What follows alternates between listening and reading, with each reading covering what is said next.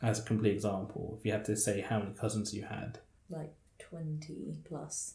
24? Yeah. Out of that 24, 4 people right now will be having some sort of mental health issue. Asian, other, Tamil. Asian, other, Tamil. Asian, other, Tamil. Asian, Asian, other, Asian, other, Tamil. Asian, other, Tamil.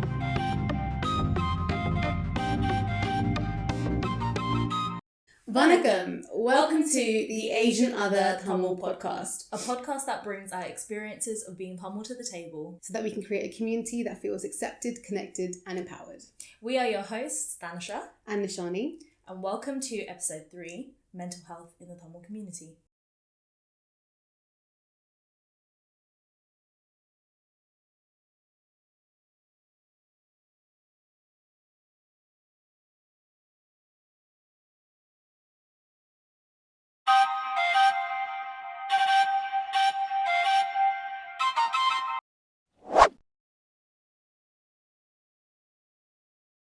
We're joined by Dr. Jeeano Paul, a psychiatrist who's been working in London for the last 4 years. He started his journey as a medical student and is a member of the Royal College of Psychiatry. Through Jeeano's career, he's worked with children, adults, and older people in various settings and now works at a general hospital, seeing patients with mental health illnesses in A&E, general wards and surgical wards. We're going to start off with some background questions, trying to dig deep into the psychology of Dr. Jeeano Paul. Why did you choose to specialise in psychiatry?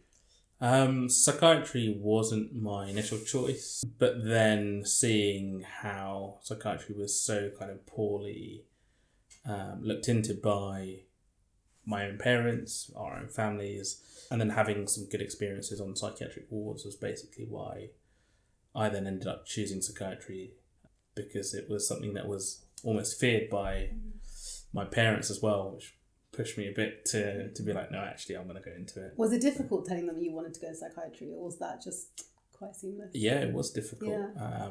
Even now, sometimes my parents are like, are you sure you want to do psychiatry? It's very taboo even in the profession to kind of go into it. It's almost kind of a driver actually to go into it. Whilst working, how often do you come across Tamil patients? And if you do, what are sort of like the common presenting symptoms? Okay. I've come across Tamil patients all throughout my career. So depression, anxiety, we even see psychosis, we see kind of trauma-related issues as well. Can you describe intergenerational trauma and also possibly family dynamics? So intergenerational trauma is looking at trauma at different levels of the generations that we've grown up in. How someone who's been affected in the war in Sri Lanka has been shaped by the experiences that they've had. So it can be quite fearful. Their parenting styles could differ. The way their relationships with their families can also differ as well. This then models the way that the next generation under them has grown up and lived. So, for example, seeing someone who is very fearful of the army, very strict, may then translate down into their child being also very fearful and very strict. And then that trauma then gets modelled down again to their own children. So it's a way that trauma can be translated from one generation to the other from certain life events. I mean, we can explain a lot of things through intergenerational trauma, particularly in our communities and the way that we've kind of grown up over time. And our parents, most of our parents are born in Sri Lanka and then come over. And so they've had the kind of experiences that they have there, and then that gets translated into the way that we're brought up and our upbringings. Yeah. So do you see intergenerational trauma in a scale that doesn't affect so many people, maybe on like sort of smaller scale? Yeah, we can do, particularly in parents and families who've had a lot of domestic violence, sexual violence, and bullied. The people who are bullied sometimes, as we know, can become the bullies. Yeah. So when I was doing some research into this, into intergenerational trauma, I was listening to loads of different sort of South Asian podcasts where they discuss mental health. And in one of the podcasts, which we'll link at the end of this episode, it was a conversation with a psychotherapist, and she was talking about how in the Asian community, and it's not just specific to sort of South Asian, it's also sort of the Japanese, Chinese community. When I've done my research in terms of like articles, it's Hispanic, Black, Asian issues arising. Yeah, all the ethnic minorities. There's this thing called central precocious puberty. I think that's what it is. Yeah, that's what it's written. It's CPP. And what that is showing over the years is the physical and hormonal signs of pubertal development at an earlier stage in life. So as early as 7-8 years old. There are studies that are looking into it like earlier, but you are literally seeing physical changes in a woman, a girl's body really early, and how trauma passed down can then go on to inflict that sort of change in like little children's physiques and hormone levels. And I'd honestly never heard of it literally up until about a month ago. Loads of studies coming out right now and the impacts of intergenerational trauma then going on to affect puberty. And that's quite an early age to be, undergoing some of these changes. I think it illustrates actually how much of an effect mental health can have on physical health and development, absolutely. At whatever age that you're at. Yeah. And if you come with parents and families who don't know much about these things, and maybe your kid is, your child is suffering from trauma that is passed on, how would you even begin to have those conversations without even knowing, right? Because I know when we were growing up, I wouldn't even have considered it. I would have just thought I'd started my period early, or I'm going through changes really early. I wouldn't even have known. But like looking back at the way I was raised, I know there's definitely some traumas that have definitely been passed on to me through my parents. And like you said, I hope I don't, but who knows what I might pass down to my kid. And at least I'm in a situation where I can address those things. There wasn't any sort of indication that your mental health and taking care of your mental health would be part of you being and living a healthy lifestyle. Yeah. Can you tell us more about patients that you treated that have fled the war? So I used to work in a psychiatric department, which was very close to where the Home Office used to have refugees around. So where you'd have to go and sign in kind of weekly. And understandably, there were lots of Tamils as part of this kind of local population. So we used to see a lot of men and women, generally more men, have unfortunately and very sadly, but also commonly, experienced traumatic experiences from fleeing the civil war back in Sri Lanka. If we're specifically talking about, some of the things that we see, PTSD is a huge thing, post-traumatic stress disorder.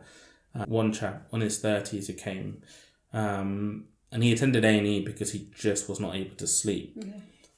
But also because a cousin of his had brought him in saying, listen, I just hear him shouting all night. And it was quite distressing for the family. The cousin had a young child as well, and was saying, it becomes very difficult to live in a situation where there's someone who's constantly shouting at night.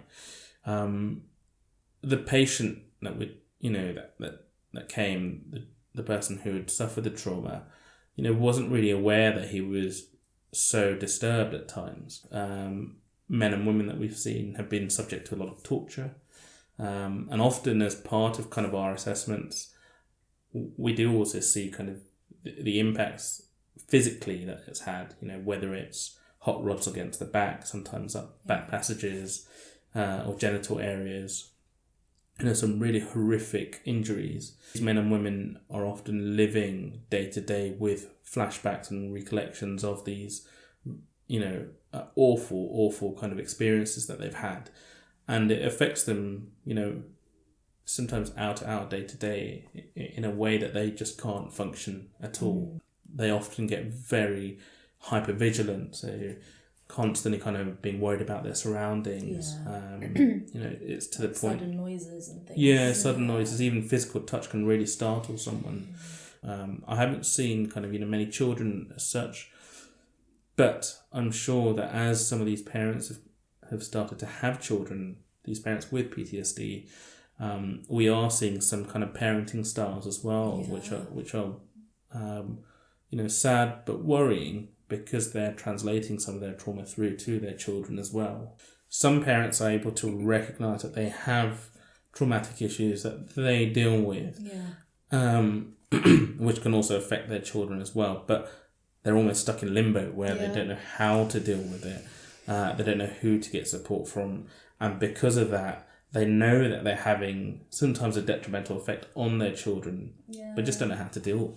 Anyone who's had a traumatic experience, whether it's kind of post-war or anything else, in all ways, it affects the way that you form relationships with one another. And when you don't have the fundamentals of trust and the ability to actually put some kind of faith into another human being to say, actually, I can let them into my life, it really makes it difficult to form kind of solid, meaningful relationships with others, to be able to also support yourself as well. And have you ever had any resistance when treating some of these patients? 100%. Or even denial, actually? 100%, yeah. I mean, the taboo within taboo culture is so bad that actually there's a lot of resistance, not just in PTSD, but all the other types of kind of mental health presentations that we see as well, where people just don't accept that there is such a thing as mental health, that there is something that can go wrong with how you're feeling. And sometimes, in situations where we think actually their mental health has progressed so bad that they become a risk to themselves or others, it does result in us having to, force kind of an involuntary admission to hospital or something like that. We call it to be put under section here, and it has happened multiple times with Tamil patients where we've had to use the kind of the necessary laws to be able to provide a safe environment for them in a hospital, but in an involuntary way.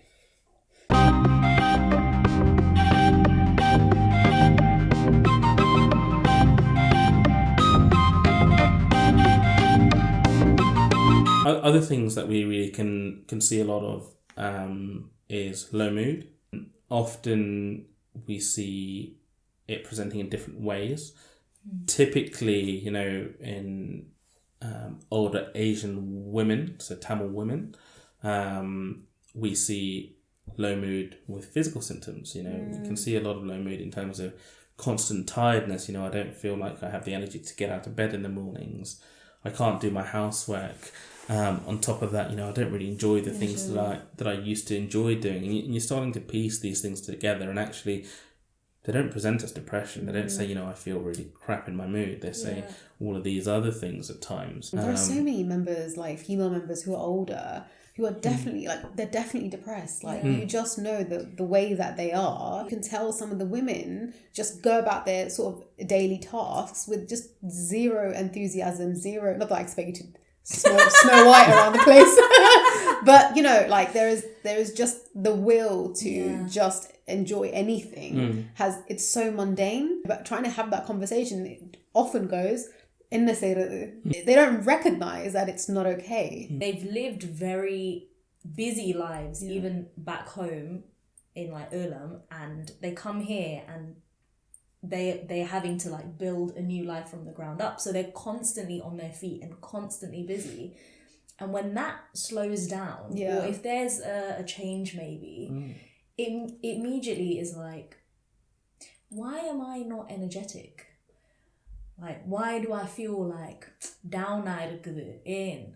But they beyond that, they don't know what's causing it. There might not even be anything that's causing it. They're just feeling depleted. Being continuously busy and distracting yourself from what is happening within your home, which is also a thing I see so much. It shows especially amongst women, Tamil women, our mums and kind of even older, the resilience that they've had to have to go through all of this. Yeah. But also actually how much their resilience masks what actually is going on and what kind of support that they miss out on. Absolutely. Because they're not able to reflect on it in a way that they understand that, hey, sometimes my mood is low, and sometimes and sometimes it's low enough that actually they are in a clinical kind of state of depression. And again, what we really see in Tamils is the lack of kind of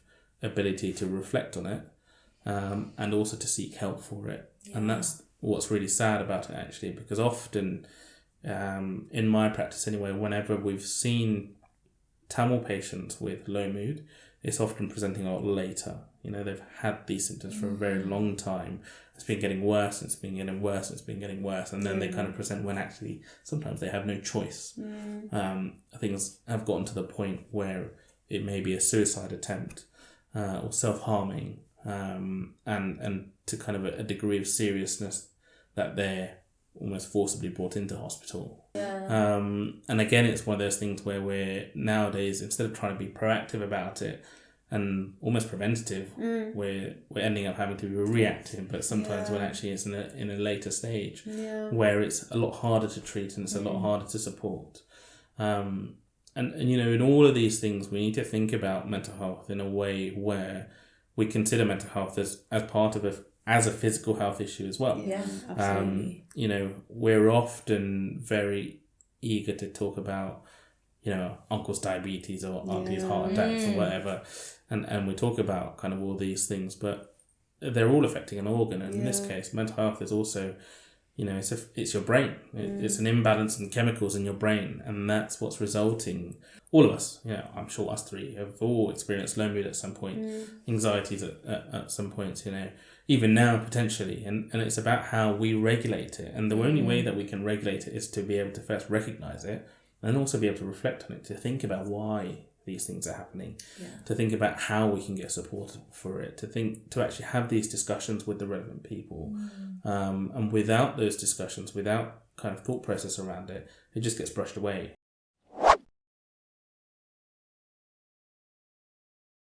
But seeking help, if I told my dad I'm going to therapy, he'd look at me like, you're going to therapy for what? Like, what did you go through that we haven't gone through? And it's true, they went through all things like that, but we do have our own battles, right? Like, it's where we were brought up. I don't think I would tell them, like, even if they were willing to accept the conversation, as much as they accept the conversation, I don't think they will actually process it like it's meant to be processed. At least nowadays we know, for example, even if you can't speak to your parents, you can speak to your friends or someone about how you're feeling down or depressed. They had they couldn't turn around to their cousins and be like they're depressed because their cousins didn't know what it meant. It's not just therapy, they refuse to get help with anything. I think that's what it is. They don't like asking other people for things or asking for help. I think that's where the problem stems from. I think it's so prominent within our community that they care so much about what other people will think rather than whether it makes them happy. But they have such a high pedestal and big egos, and it is what it is there, right? Like, even my dad, I've never seen him upset. Not that he's not upset, he just wouldn't tell us ever. But it would be great if he could speak about it, because if he spoke about it, then we would speak about our problems, right? We always have family time, but instead of it being, eating together, watching movies and having happy thoughts and stuff, it would be nice to also talk about these things. Yeah, and it's so important to have those conversations. I think our generation is doing a lot with going to counselling, going to therapy, doing the most. But I think sometimes it takes a while to find the therapist that's also going to work for you. And I think that is something, instantly someone's just sort of I'm seeing a therapist. But great, that's a wonderful first move. But if that person isn't helping you or serving you in the way that you need to be served, it's going to take you a while to regulate that yourself also and understand what works for you, what doesn't work for you. I know you and I have gone through several therapists during our lifetime, because we know, you outgrow your therapist, you keep evolving as a person, right? And often so many reactive responses you have to things you've learned from somewhere, because sometimes just checking yourself in and doing it is amazing groundwork, but it's constant. Yes. It's a constant. It's not like you just go and then you come out and I'm cured. No. It's not. It's an ongoing process.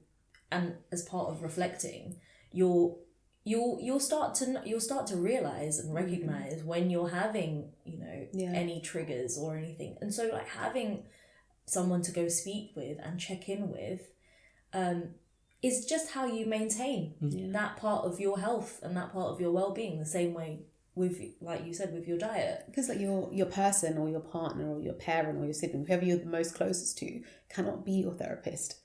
you can go to vent to them, you can do this, but there are quite literally professionals here to do this for you. Also, you don't want to be, just offloading all your biggest, darkest issues on one person. It gets too much, because they have their own stuff too. And whilst everyone enjoys doing that, it's a mutually beneficial relationship. You know that as time goes on, you need to seek professional help.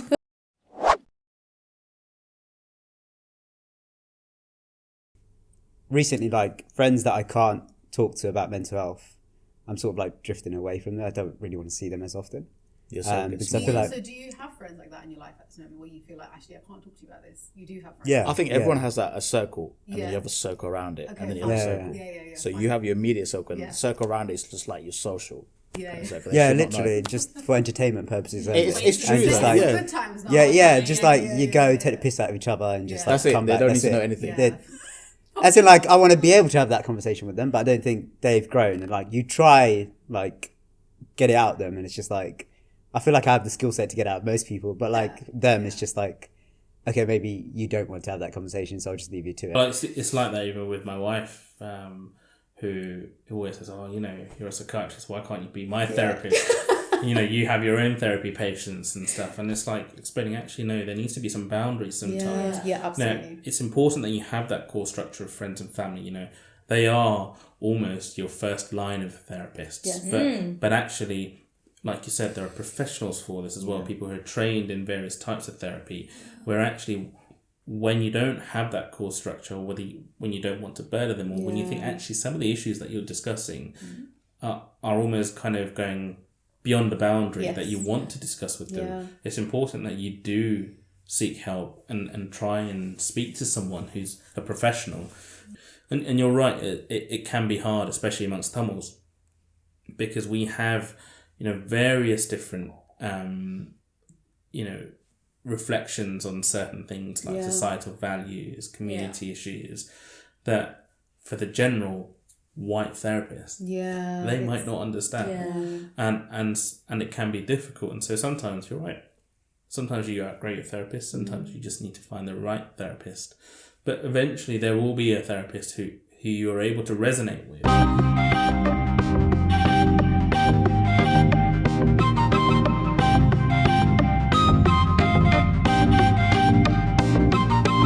What happens in instances where your friends and your family and who we would otherwise consider our safe space start to have like detrimental effects on our mental health? For example, with domestic violence and sexual abuse. So both quite heavy topics and actually very common amongst the Tamil community, but also very commonly not talked about. But domestic violence, it sometimes can stem from a whole load of things. Sometimes it's the whole patriarchal society where we see a lot of in women born in Sri Lanka coming here and as part of kind of living life with their husbands or whatever, it's almost like a norm for some women.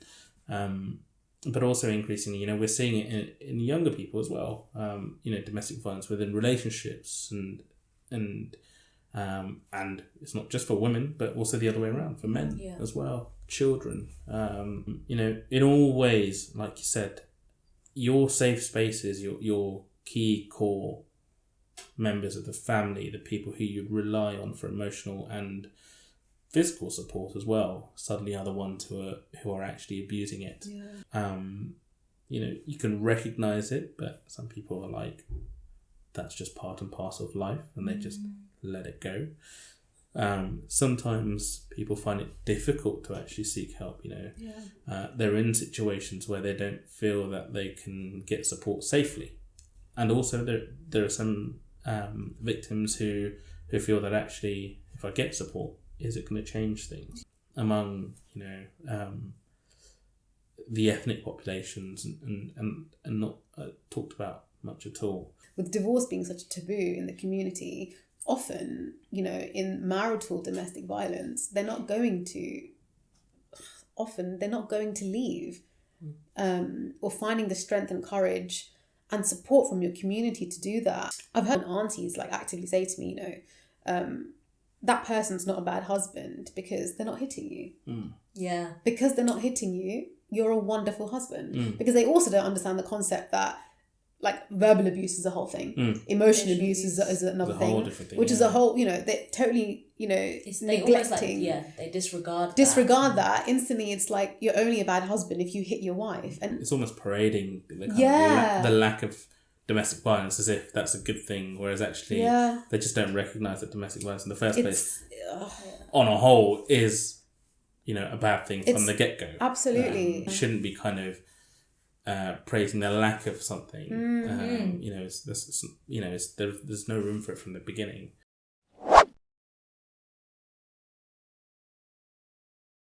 அது கேள்வியட்டா சண்டை தான். Do you think நாளைக்கு நான் கல்யாணம் கட்டினா இப்படி இருக்க கூடாது? Yes 100%.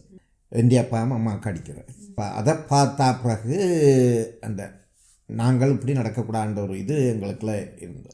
Also for them, when they were growing up in Jaffna, hitting your kids was a very normal thing to do. And I think bringing that here, and again, going to a situation where you're in the Western world now, you can't even go tell your peers, who probably aren't Tamil, that this is happening to you. So often these kids suffer in silence. You brothers hitting younger sisters because they think it's a little bit of fun growing up, but actually it gets really violent. It's all these different forms of domestic violence that in our community is so touchy to talk about. Sometimes we see in hospitals, kind of from a psychiatric perspective, we see people coming and it's only the unexplained bruises that we're like, actually, what's going on here? Why have you got these unexplained bruises? Why are there bruises of all different ages? It's not common for someone to come in with, having multiple bruises is one thing, but then having multiple bruises, some which are quite clearly aged, some which are new, which are fresh. It's clear that something's going on. Unexplained injuries, reasons why people are constantly attending A&Es, and then you're thinking, what's going on? Well, oftentimes the patients will just not tell you why. So many times. There's so many Tamil patients I've seen have not mentioned it at all, and then actually when you go into it, they're like, yeah, it happens, but it's normal. This is life, and they don't do anything. They don't want to raise any concerns about it. They don't want to flag it up. Have you had many victims leave the situation? In terms of Tamil patients? Yeah, Tamil patients. Not many. No. And it's concerning because a lot of them will just go back to their family units, and we see substance abuse as well. I'm not just talking about drugs as such. Alcohol is a huge thing, massive, absolutely massive. In terms of here, you're by yourselves and in an almost like an alien situation amongst a whole different race of people with completely different societal and cultural values, and you're isolated. And once you start to experience low mood or anxiety issues, you don't have any other coping mechanisms sometimes, and it results in kind of maladaptive processes, where you're kind of going to other forms of kind of coping mechanism, such as alcohol, such as drugs even, and that's the way that you kind of deal with the trauma that you're going through. Some men who come from Sri Lanka as well have had hard lives, very difficult circumstances. Their way of dealing with this and to emotionally numb themselves is alcohol again. Your kind of rational thinking and your behaviours are often kind of completely skewed in a negative way, and you end up making decisions and your behaviours change in such a negative way that it results in violence. You've seen that with uncles in our age, sometimes even like men our age, where you do see changes in their behaviour because the alcohol has unlocked a part of them that they probably couldn't talk about when they were sober. And it's devastating that that's the society that we've created for men, especially 100%. In our community, that you don't feel okay to just have a chat with people you're close with. Because we've built up this whole reputation of men should be this and men should be the providers and men should be strong. And because of it, they have to resort to sometimes really extreme situations to just rant or vent or feel.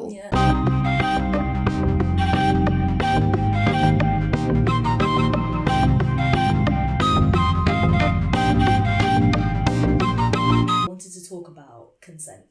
There was one Tamil woman who I started to explain that to, and she did not get it. at all. Just could not understand and grasp the concept of it being rape and non-consensual. You know, there's, you know, she just said, you know, I don't understand it. This is marriage within the Tamil community, and I mean, consent's a huge issue.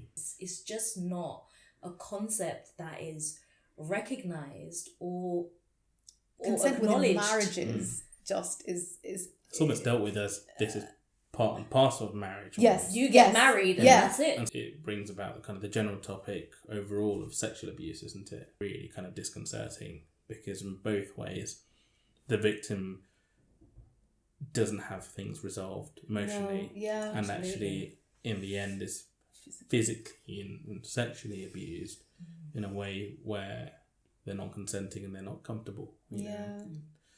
And it's hard for women in those situations as well, and that's the other thing, you know, to be like, no, I don't want this, and what kind of misconceptions that brings up within the marital kind of have you had patients relationship like that who've said I was raped by my husband, or who have said those words? I have, yeah. You have? And no, they haven't said raped. They've never said raped. They've said, you know, in conversations we've had, they've said, you know, I have a really difficult relationship with my husband. Often alcohol is involved. You know, he comes home, beats me up, and then has food, blah, blah. We go to bed, and then the way that we solve it, or the way that it's solved is that he has sex. And usually it says, he has sex with me. And that's when you start to realise, actually, when you start to ask the questions more explicitly, were you okay with it? You know, is this normal for you? How do you feel about it? And they start to say, well, it's normal in society.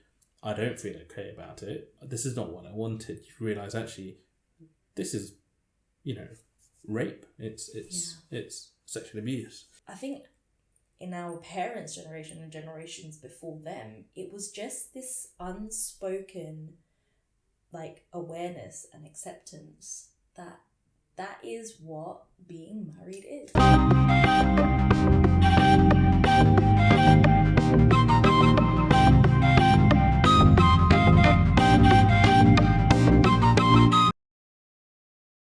What I've seen is, over the years, I've had more and more women disclose to me that they were abused sexually as children. They've not been able to tell people this, and they've gone through this entire situation, this entire, you know, in some instances it's been multiple. They've been abused multiple times.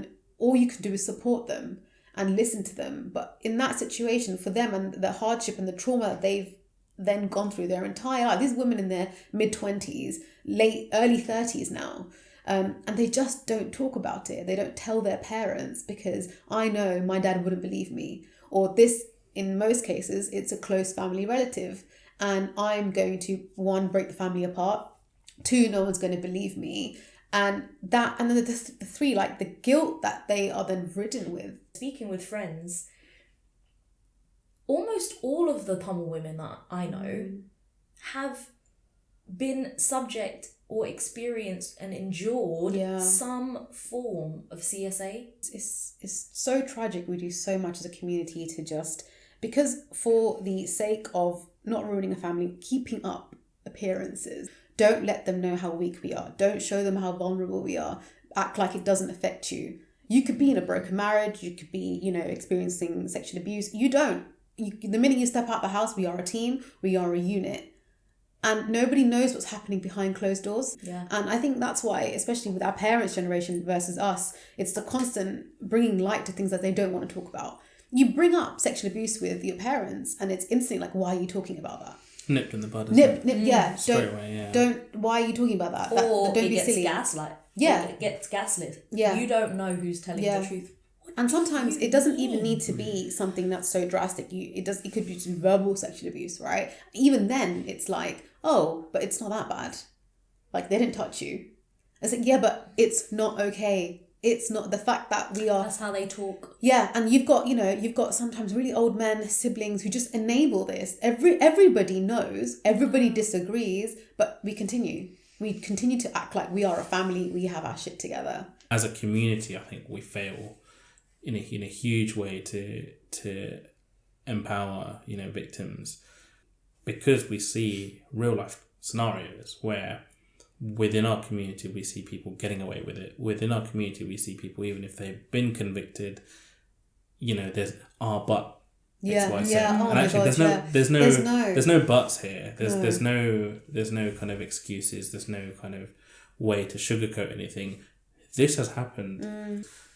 Statistically, it's well documented that most of the time, especially for child sexual abuse, it's someone that you're very close to, often a family member or a close family friend. So these are people who are close to you. These are people who have a meaningful role in the family. These are people who actually, if you call them out, there's going to be huge repercussions to the family dynamics.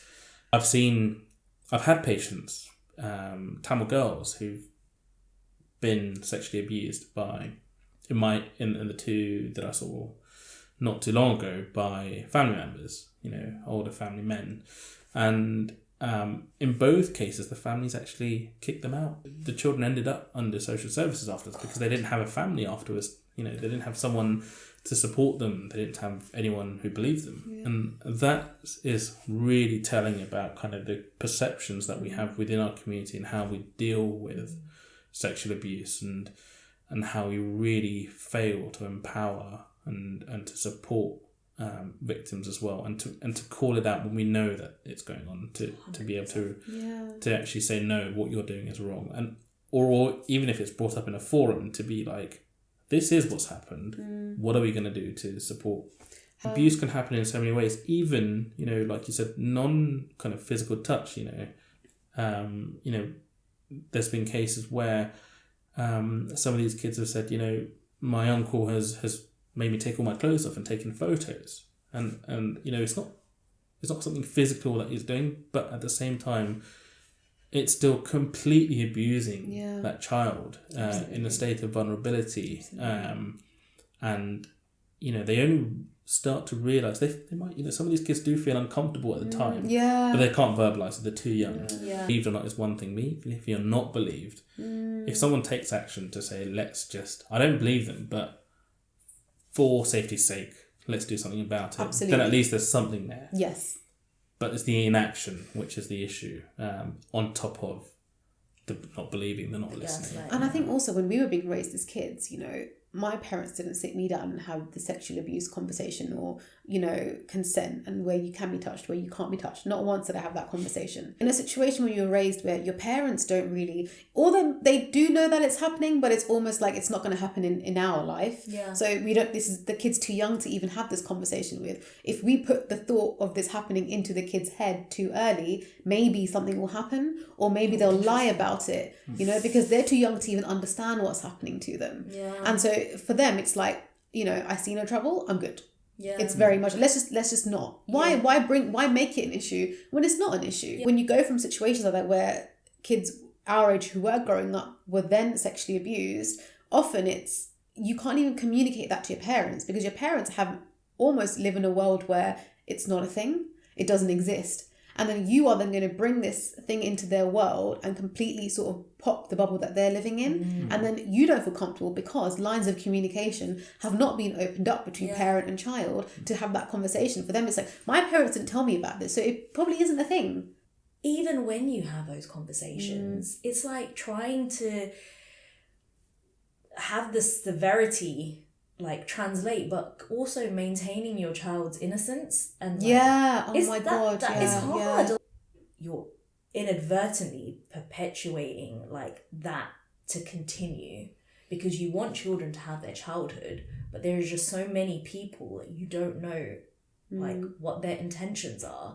So do you stop your child from being a child? And I think it goes back to being this is why these conversations need to just constantly be normalized. Just normalized. It's just, it's a bit like herd immunity, really. We just have everyone discussing it within the community, within our local family groups, within our friends, and actually all the adults and all the children are a lot more aware of what's going on.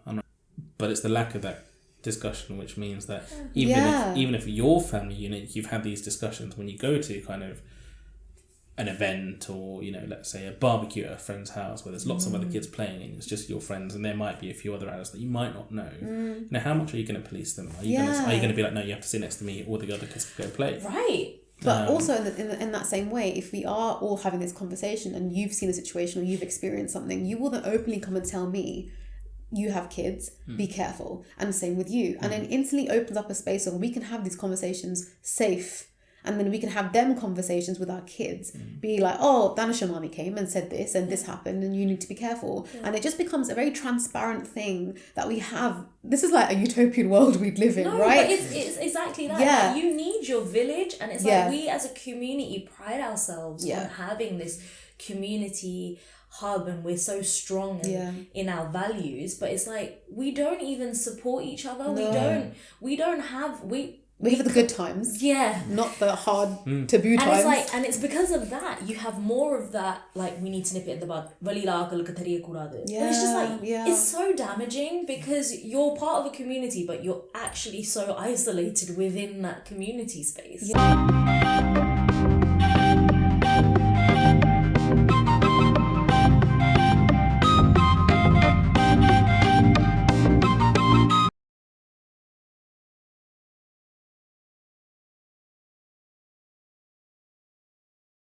So that takes us nicely into societal issues regarding mental health in the Tamil community. And one of the things that we were talking about earlier on was the whole maintaining the strong, tough exterior, gaslighting the issue, which we've spoken about, and the various coping mechanisms that I've personally heard.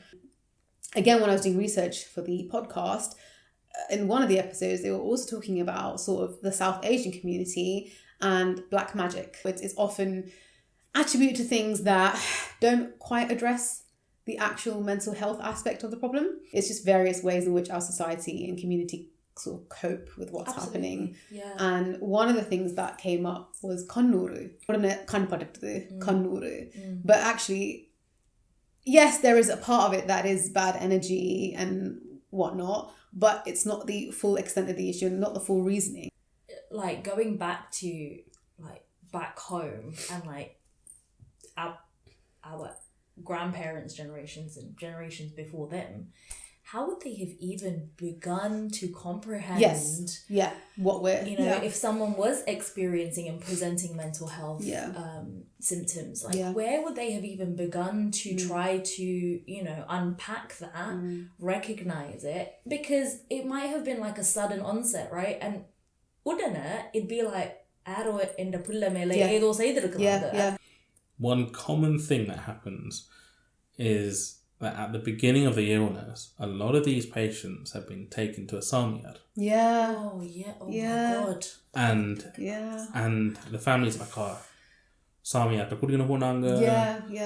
ஆனால் பூசி எல்லாம் செஞ்சு நாங்க முதல்ல okay இருந்தா அப்புறம் இப்போ திருப்பி வந்துட்டு. And you're like, actually, the lack of understanding and the kind of almost the way that you think, right, the only way to deal with this is to shove it into religion. This is related to black magic. This is related to also, not showing enough devotion. You're doing so much to avoid just going to the doctor.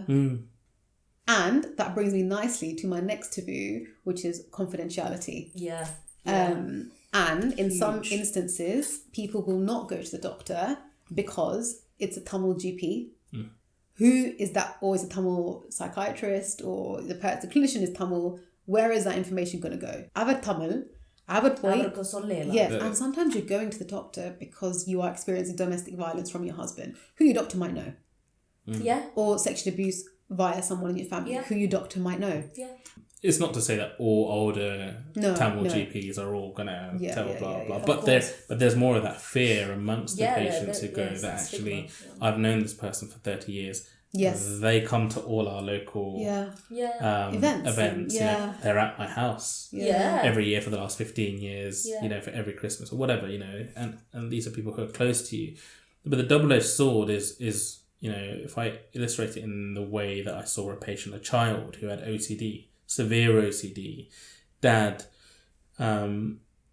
explained, I asked the dad, why haven't you brought your daughter who's struggling at school who's struggling at home and is actually having such an impact that it's affecting your own family, why haven't you brought her to your GP earlier? And he said there's two things. One, the GP is Tamil.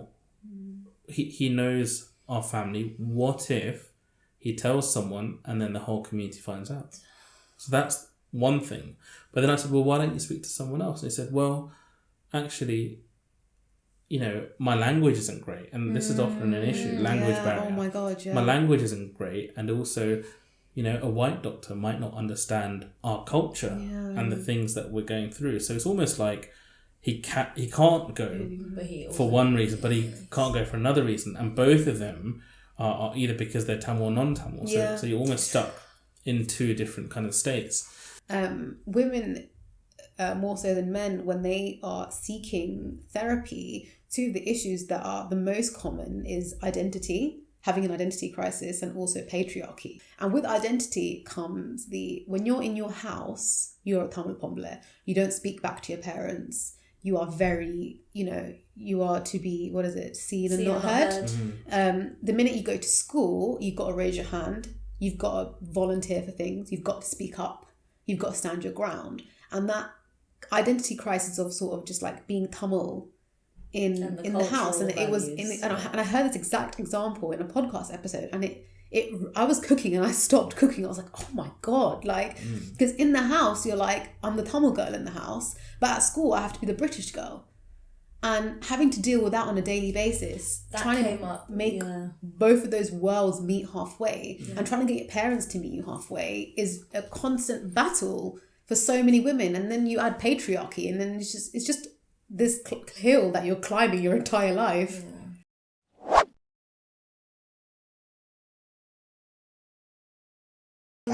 திருப்பி காய்க்கிறது குறை. அதில் புலா சொல்லாமலாம் என்ன, நாங்கள் இப்போ சொல்லி வளர்க்குறோம் பிள்ளைகளுக்கு பெரியப்பா ஆண்டி சித்தி எல்லாருக்கும் ரெஸ்பெக்ட் கொடுங்கோண்டு. சில வேளை அவைகள் கதைச்சது பிள்ளையாக இருந்தால் பிள்ளைகளுக்கு அதை திருப்பி கதைக்க முடியும். என்ன நாங்கள் சொல்லணும் ரெஸ்பெக்டாக கொடுண்டு. அப்படி பார்க்கல பிள்ளைகள் பாவம், பிள்ளைகள் பிள்ளை செய்தாலும் நீங்கள் கதைக்கலாண்ட உண்மையான ரூலை நான் வீட்டில் எங்களுக்கு நீங்கள் சொல்லாமே இப்படி செய்யணும்ண்டு. But you can't talk back to the other elderly people, you can't. அந்த ரூல் எங்களுக்கு தெரியுது, அது பிள்ளைன்னு தெரியுது. பட் ஃப்ரெண்ட்லி என்ற ஒரு இதை வச்சிருக்கணுமெண்டாக்காண்டி சில இதுகளை நாங்கள் பிள்ளை என்றாலும் அதை கொண்டு போகணுமெண்டாக்காண்டி வச்சிருக்கோம். Contrast between what our cultural values require of us and how we go and conduct ourselves outside of that. And finding your identity, understanding which part of you are. And picking and choosing the different facets of your personality to make you one person is such a confusing situation to be in growing up in this country where your parents want you to be 100% Tamil, whereas you're at school and it's like, I can't completely be Tamil, I have to be British. And you go to school and those for that white woman who's been brought up here in a British kind of manner, there is no change between school and home. It's the same environment almost. It's people of authority, but you can challenge if you need to. Whereas for Tamils, it's completely different. Home is different. School is different. And then mingling in events, again, it's almost a whole different thing because they want you to put out a persona that sometimes you're not. We often how many times as kids have we gone? How many times have we, as kids we've gone to events and be like, in Kaikam right? Go, you're an excellent student. Make sure you go and speak to them, or go speak to auntie and uncle, blah blah. And you're just like, well, at home you're telling me to be quiet and to get on with my work, and now you're telling me to socialize. And then, but then you won't let me go and have sleepovers with my friends. But then at school you're telling me to make friends. அங்கே போகாத இங்கே போகாத அதை செய்யாத இதை செய்யாத, அதுக்கு ஒரு ஃப்ரீடம் இல்லை. ஏன் இந்த நாட்டில் எல்லோரும் ஃபைட்டிங் ஃபார் த ஃப்ரீடம், அது எங்களுடைய ஆக்களையும் குடிக்கணும் இல்லை பிள்ளைகளுக்கு. அவளுக்கு எங்களை பொறுத்தவரை நாங்கள் பெருசாக கண்ட்ரோல் பண்ணல. எங்களுக்கு கொஞ்சம் பயமாக இருந்தது தான். என்னென்னா இப்போ பிள்ளை ஸ்கூலுக்கு போகுது, நான் ஸ்கூலில் போய் பார்க்கலாமா பிள்ளை ஸ்கூலுக்கு போனேன்ண்டு? அது பிள்ளைகள நம்பிக்கை இருக்குது. ஓகே, நேரத்துக்கு போகுது பிள்ளை, நேரத்துக்கு வருது, அந்த இடத்துல எங்கேயும் போகலாம், என்ன செய்யலாம். இப்போ 2 விதமான கல்ச்சரில் போயிக்கல. என் பிள்ளை ஐசோலேட் பண்ணப்படக்கூடாதுன்றது தான் என் மெயின் கன்சர்ன். நாளைக்கு தான் ஃப்ரெண்ட்ஸுண்ட ஒரு சர்க்கிள் இல்லாமல் தன்னை விட்டுட்டே போவா எல்லோரும் வெளிக்கிடணும்ன்ற. அப்போ அதுக்காண்டி we adapted our self to accept those thing. எல்லாத்தையும் அளவோடு வச்சுக்கொள்ளணுன்ற ஒரு அட்வைஸை மட்டும் கொடுத்து கொண்டு வந்தோம். அது பேரண்ட்ஸோட பிள்ளைகள் ஓப்பனாக எதையும் கதைக்கக்கூடிய இருக்கணும். அந்த ஃப்ரீடத்தை கொடுத்துறாங்க, 2 பிள்ளைகளுக்கும் கொடுத்தாங்க. எதாக இருந்தாலும் கதைக்க ரெடினாங்க. So many confusing states for children growing up, and it's really difficult to grasp, and that's why you get, like you said, this identity crisis almost, where you don't know what is your identity. And I've personally struggled with that loads growing up. Who are you? Who am I? Or who am I? Who is the person that Nishani wants to be versus who's the person Nishani's parents want her to be? And that constant just. And I feel like as a Tamil, in the culture that we've grown up in here, especially kind of as Tamils whose parents are from Sri Lanka directly, I think all Tamils will have that issue. 100%, Absolutely. 100%. Every single person. It's the way we've been conditioned because you're a product of your environment. But until you realise that, you don't need to be a product of that environment. Oh my God.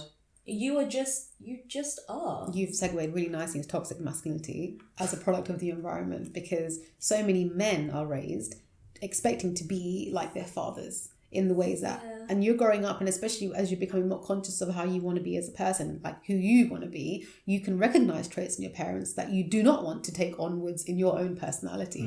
And fighting that sometimes is so difficult, especially for men and fathers, where it's constantly like, why are you not this way? And they're like, I don't want to be, it's unhealthy. But you can't let it go because society expects you to be that way. And like the toxic masculinity in our community is so detrimental to men's health. And so many men convince themselves they have to be this way. And then later on in their life, don't like the person that they are completely, and then resort to substance abuse and things like that to really just let out what it is that's been pent up inside them for so long. And we're out here trying to be real advocates for them, but it really takes a whole society to shift that. But I really feel it for the men in our community sometimes, because as women, it's almost condoned. It's okay for us to have these conversations. Whereas for men, it's don't even. No. Why are you showing weakness in that way?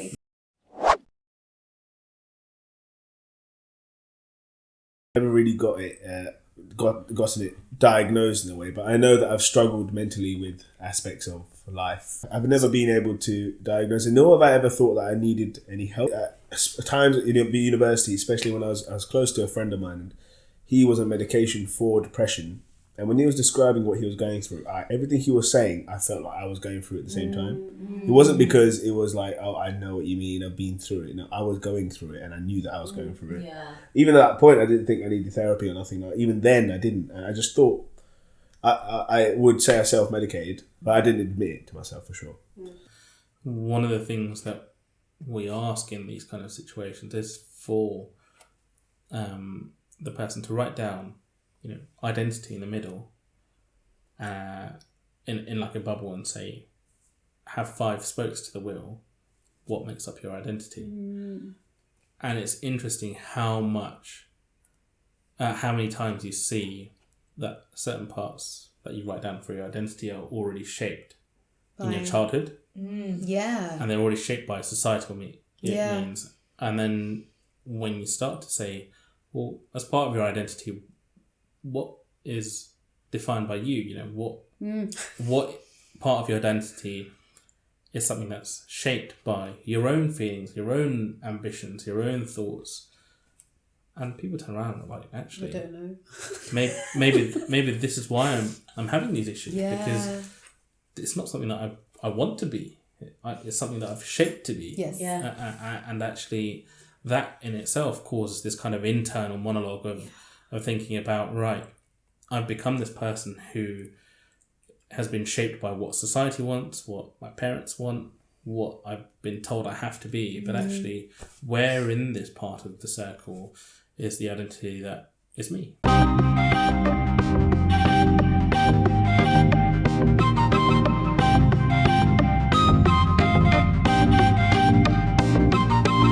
Have you had many Tamil patients talk to you about sort of gender identity issues or struggles? Lots, especially amongst kids. There's been a lot of kids who've come in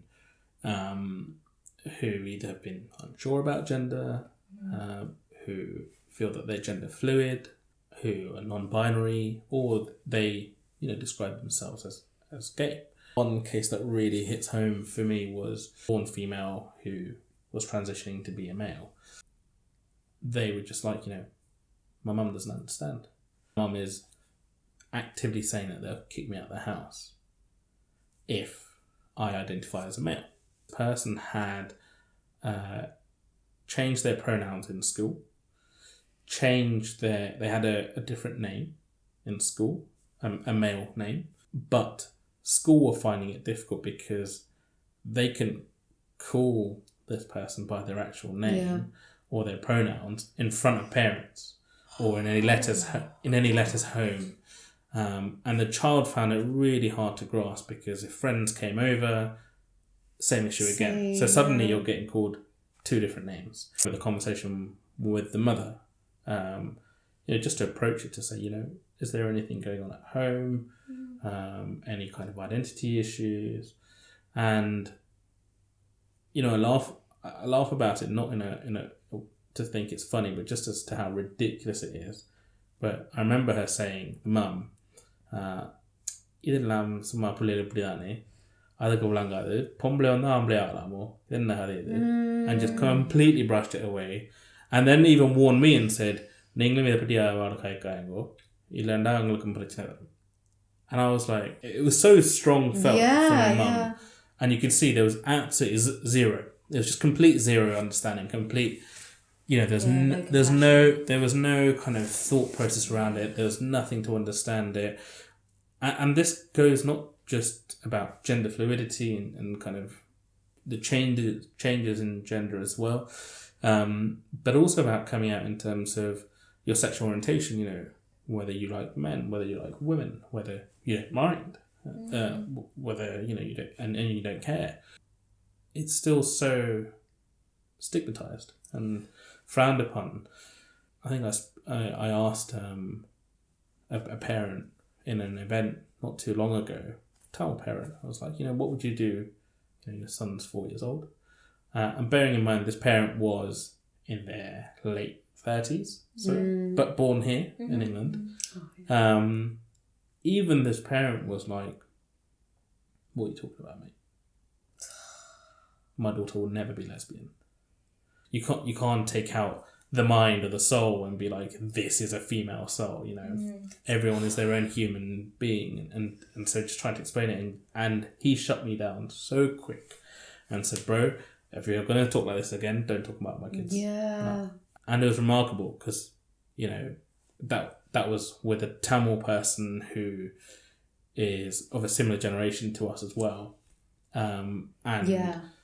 and I remember since then that they've discussed it again at a different event with their parents and said, oh yeah, this is brought up in conversation, why would we ever do this? And the parents are like, yeah, what the don't talk about that. Don't talk about it. And I strongly feel that you need to really consider that if you're going to have kids. It's a travesty that time and time again this one thing just keeps just repeating itself, and it's known as well. If we're really thinking about mental health and its relationship, if people are wondering why we bring this up now, I think LGBTQ, well, when we think about kind of the people that fall into this bracket, their mental health is significantly impacted. It's statistically proven at least 5 times worse off to have a mental health diagnosis compared to general population.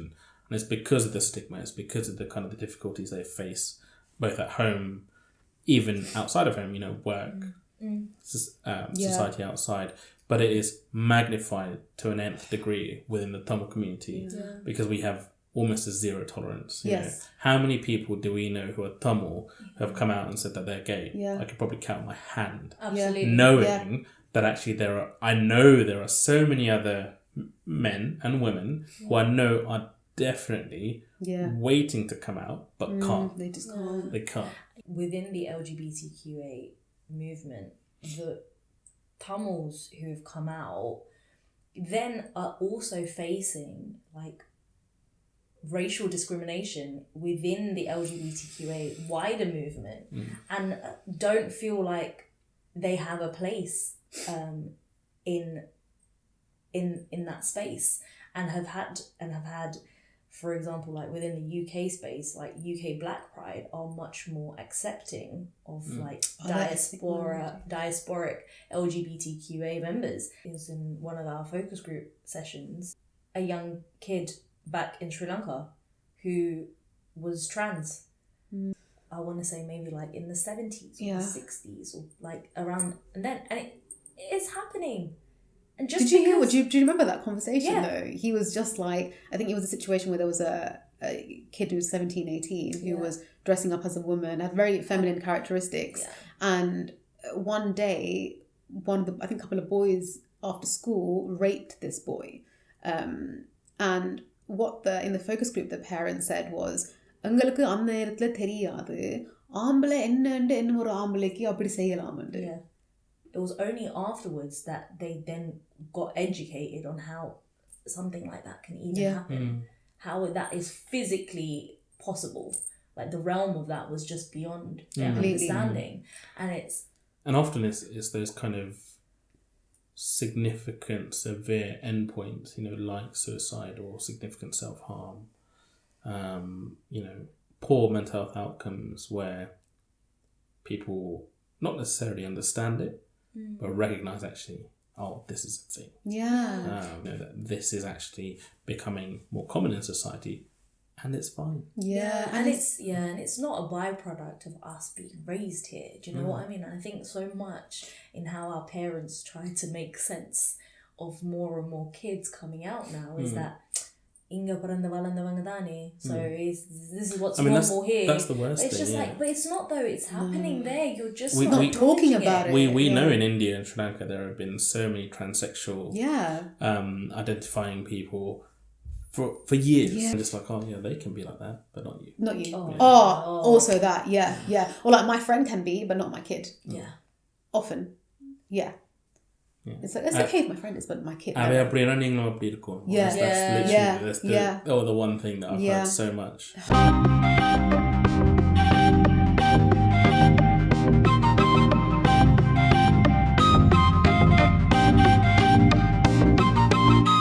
What do you struggle with the most when treating the Tamil diaspora? So recognition that there is something wrong in the first place. People often come in, and I see it often with kind of mania or psychosis. People come in and say there is something wrong with them. Can you do blood tests? Can you do brain scans? And actually we do blood tests and brain scans anyway. That's part and parcel of the assessment. But even after we found nothing and we realised actually no, this is a mental health illness, people struggle to accept that there is such a thing, that someone can be psychotic, that there can be something wrong with their brain, intrinsically where they're having these episodes, and it's that unwillingness to accept that they need treatment, which is a real barrier in the Tamil community, and that's what's resulting in poorer outcomes because it ends up with patients coming in too late. When the evidence is clear. Once you start missing those first 2-3 years, when the symptoms start to arise, and then you require treatment after that. The treatment you require is longer. It's more sustained in the sense that you need higher doses of medications, for example, and there's also a higher risk of you becoming more resistant to treatment. Where actually we find it very hard to treat, and all of that results in hospital admissions. People get sent to mental health hospitals, and there's already a taboo about that anyway within the general population, let alone Tamils. To be like, mental hospital, no, you can't go there. You can't go there. No, don't.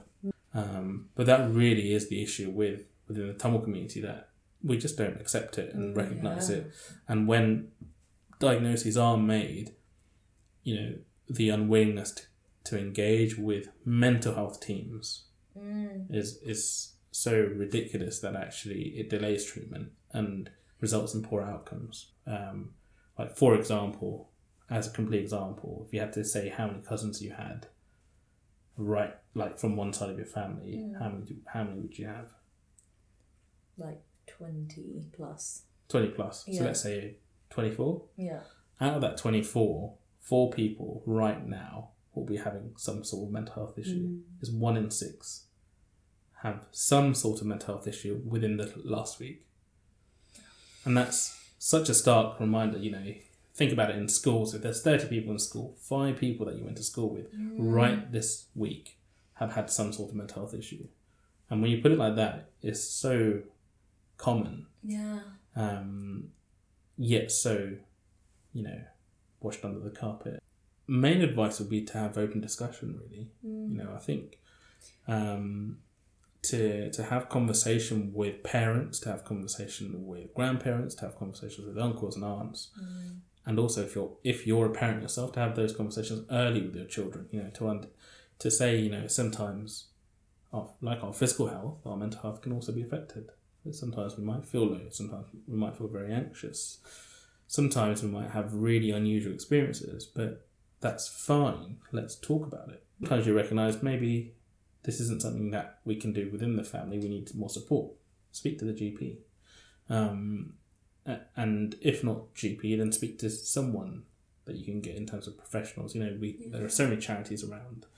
And you can even just ask the GP to refer you straight to a psychiatry team as well, and they can speak to you. You know, and the other thing is, in terms of advice, you know, if there is a point where you're worried about someone being suicidal, and you're worried about them being psychotic, don't wait. Just worst case scenario, go to the GP, go to the A&E that's closest to you, and let them be assessed by a professional. And then they'll get the support systems in place, because that's the key thing. You don't want to sit on it. You want to actively get the help that you require early on. And that wraps up today's episode. We will be providing links in the description below, resources that you can reach out to if you need to seek any advice or any help. This has been the Asian Other Tongue podcast. We are your hosts, Nishani and Danisha, and we'll see you on our next episode. Yes.